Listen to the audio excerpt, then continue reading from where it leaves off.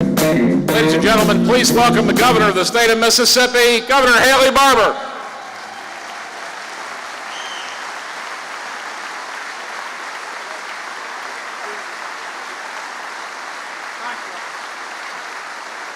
Thank you. Thank you all. Thank you, Blake. Thank you.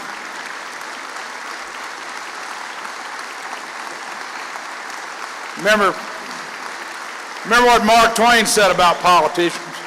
He said, don't applaud, it only encourages them. Blake, thank you for that very, very generous video, and to all of you for that very nice welcome. I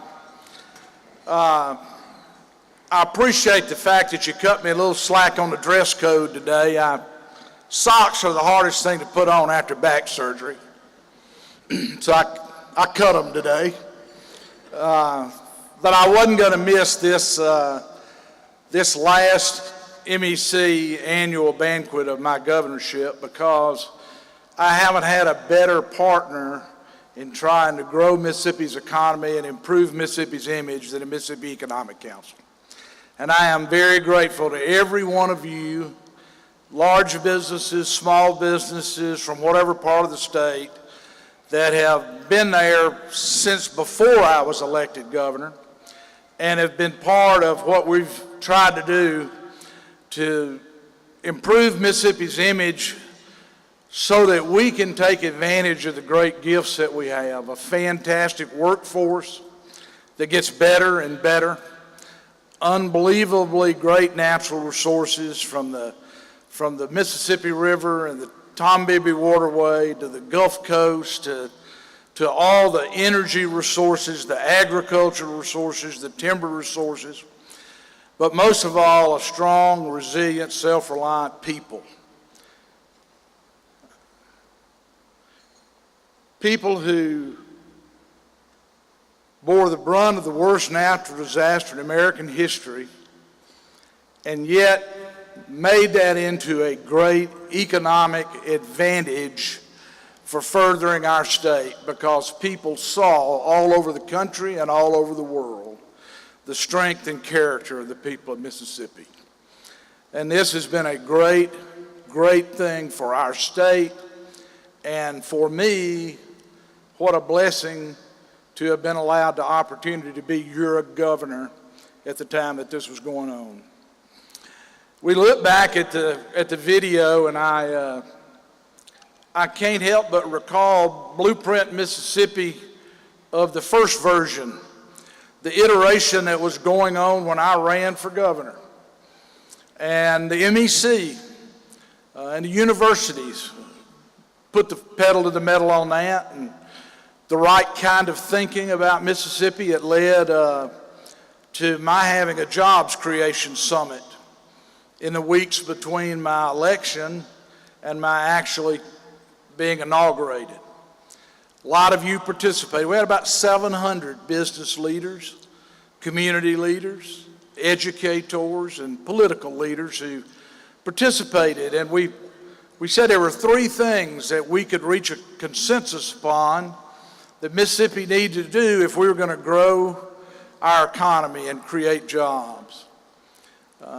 One was not raise anybody's taxes. We were in a deep budget hole. We spent about 20% more that year on current expenses than we took in recurring revenue. You know, anywhere else that would be called a deficit. It's unconstitutional to have a deficit in Mississippi, so we called it a budget shortfall. But call it what you like, we had to control spending and grow our economy to get rid of that $20 million, that 20% shortfall. It was more than $700 million. We did it.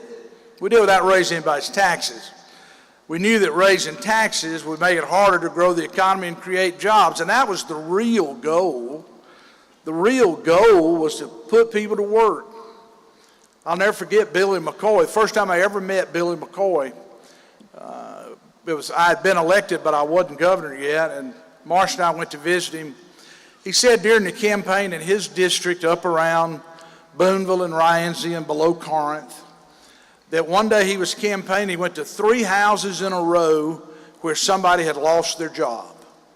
3 houses in a row. And he saw what I saw, that the first goal for us was job creation, economic growth, and raising taxes would have made it harder to grow the economy.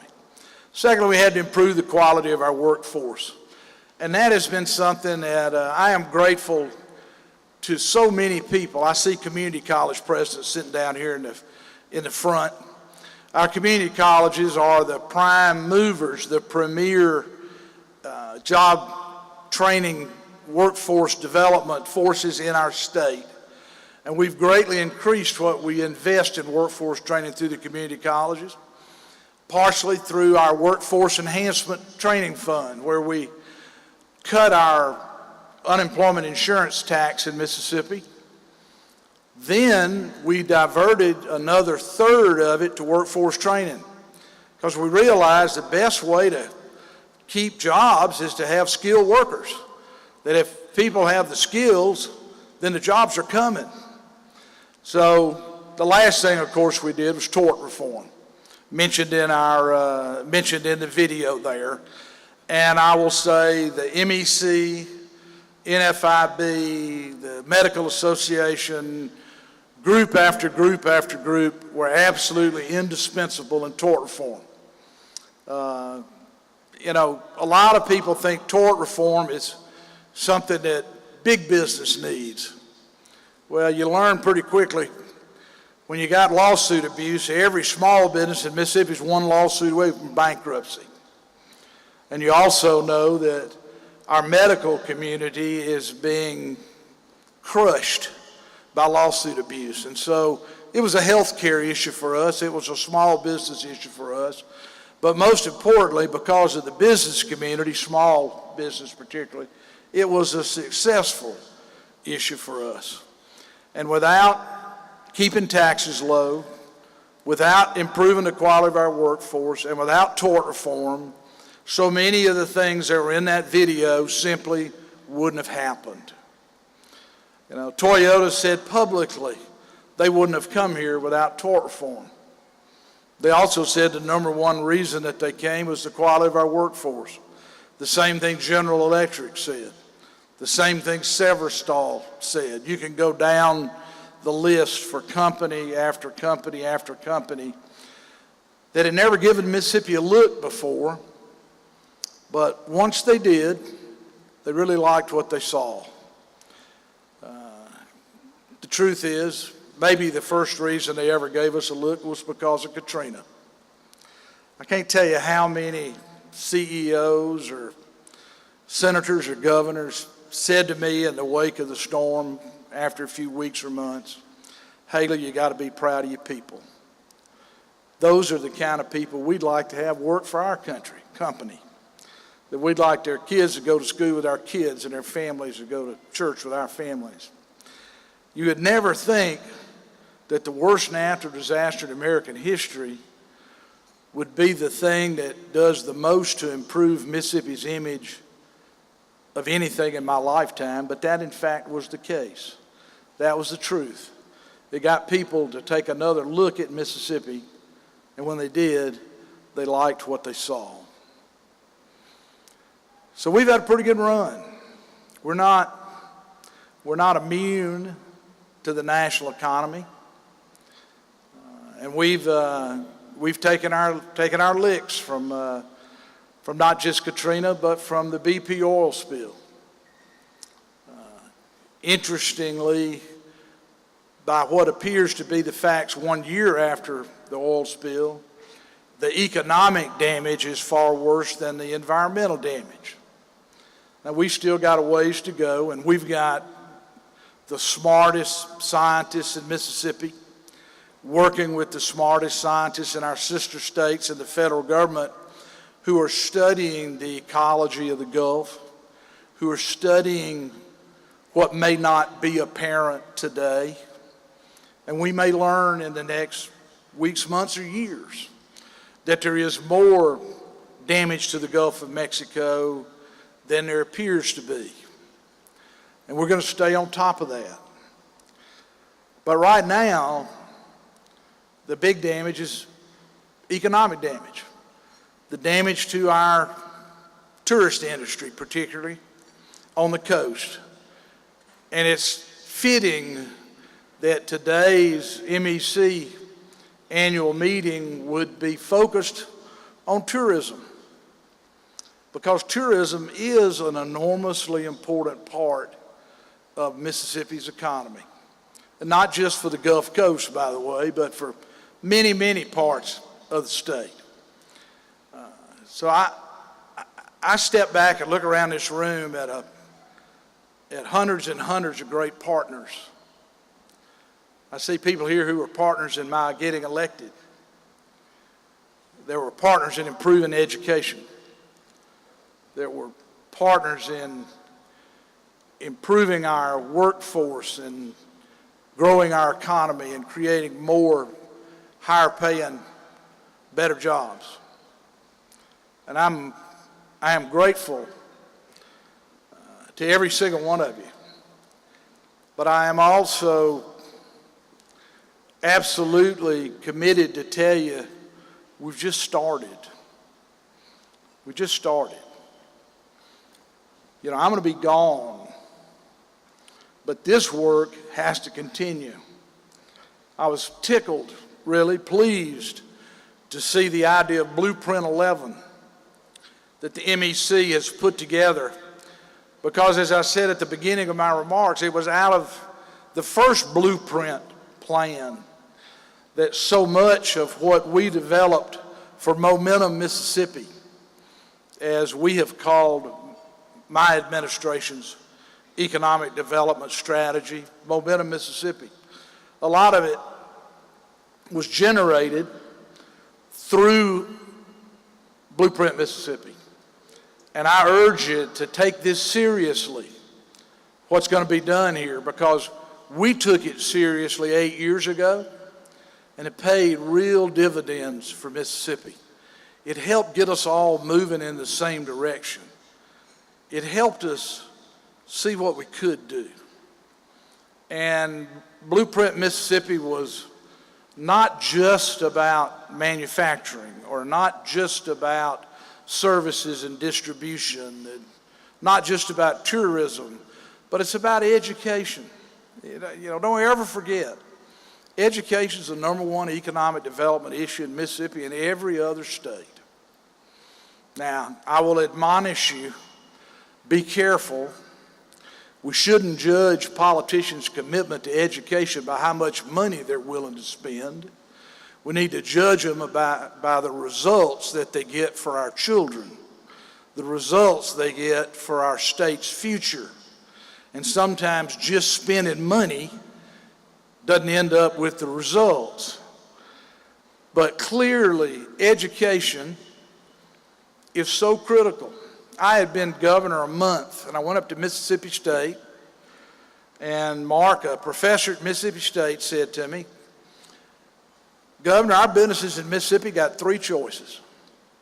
They can innovate, they can immigrate, or they can evaporate." That's a pretty cold way of making plain that if we don't embrace the technologies that allow us to be more productive and increase our productivity so that we can stay competitive in the global marketplace, then we're going to go out of business in Mississippi.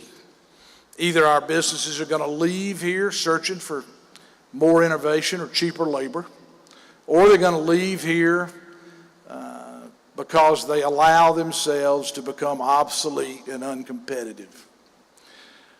Innovation and technology is dependent on a workforce that has the skills, the training, the education to deploy the innovation and technology. It is as simple as that. If we don't get the skills of our workforce up to that, then our businesses are not going to compete. More importantly, our working people are going to never have the kinds of jobs and the kind of wages and careers that they deserve.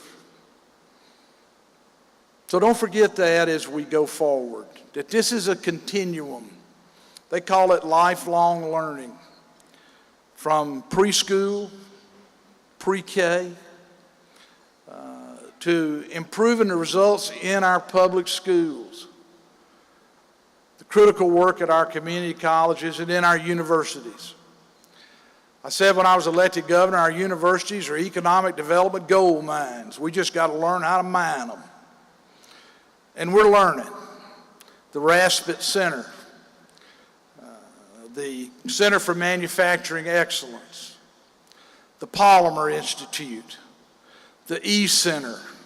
You can go through our research universities, and in every one we find tremendous assets and resources for growing our economy, making us more innovative, making Mississippi a better place to live and a better place to work. We've talked about our community colleges and workforce training. We've got to quit stigmatizing workforce training in Mississippi and understanding that about 80% of our workforce is going to work in jobs that require higher skills, that are not going to require a PhD or even a bachelor's degree. And we need to encourage those young people to get those skills. Nissan made a great big announcement yesterday that we're all tickled about for another expansion here in Mississippi. And the day before, we had a big announcement from Lockheed Martin from over in Clinton. Don't think Blake isn't clever about when to hold these meetings. I mean, that's two pretty good licks right there for Mississippi. But it reminded me when I was told a few days ago about the Nissan announcement. When Carlos Ghosn first came here after I was governor, his head of government affairs told me that in Los Angeles, auto mechanics made $100,000 a year. Well, I kind of rolled my eyes. But I called some of the car dealerships here in Jackson, and they told me 7 years ago, an auto mechanic in Jackson, Mississippi with 5 years experience makes $70,000 a year, which is about twice the average wage in Mississippi. And then I thought to myself, now just I wonder if 13 years ago when Reeves, Marcia, my baby, when Reeves was getting out of high school, if Marcia had said at the beauty parlor, Reeves is not going to go to Ole Miss, he's going to go to Holmes and be an auto mechanic or learn some skill. What would they have said? They would have said, Marcia, what's wrong with him? Because we've stigmatized careers and skills. Even though there are people in our state that can have wonderful careers, wonderful lives, 2 cars and a boat, can have everything they ever wanted to have, but we got to quit stigmatizing workforce training and showing our people careers where they can have great lives and have them here in Mississippi. We've started doing those things. More importantly, we've started doing them well. And that's why we've been successful in replacing lower skill, lower paying jobs with higher skill, higher paying jobs. And I am very proud of all of you for what role you've played in doing that. But I want to close by saying this.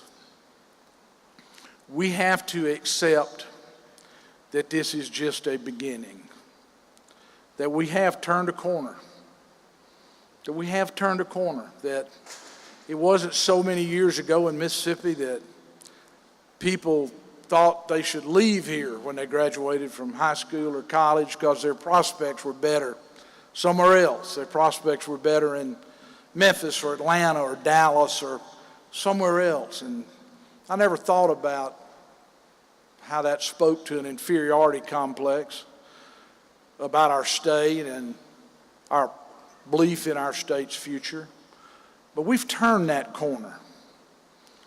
Whether it's Katrina, whether it's Toyota, whether it's anything else, we've turned that corner. But right at the time we did, we entered into an international recession. And we're not immune to the national economy. And I urge you to recognize that the leadership of this state sits in this room. And the leadership of this state has got to be prepared to lead us again from where we had achieved. That we need to pick up where we left off after Toyota and PACCAR and GE and go down the list. And God bless them, our big employers are helping us. A $1+ billion expansion at Chevron to talk about what they believe in Mississippi. The two announcements we just talked about from Lockheed Martin and from Nissan, the preparation for start of production at Toyota. These companies believe in us. We got to believe in ourselves. I used to say all the time, the most underestimated place in the world was Mississippi. And the most underestimated people were Mississippians. The worst part, it was we who underestimated ourselves. We stopped doing that. We turned the corner. Now we got to keep our foot on the accelerator. Now we got to keep Mississippi moving forward together. We can. And if we do, it'll be the Mississippi that can be. Not the Mississippi that was. Not the Mississippi we were used to, but the Mississippi that can be. The Mississippi where mamas and grandmamas look up and they see their children and grandchildren choosing to stay here, choosing to stay in Mississippi, because this is the place where they have the greatest opportunity, where this is the place that they can do more for their careers and their futures and their families than anywhere else in America. We can be that place if we'll keep moving forward together. Thank you very, very, very much.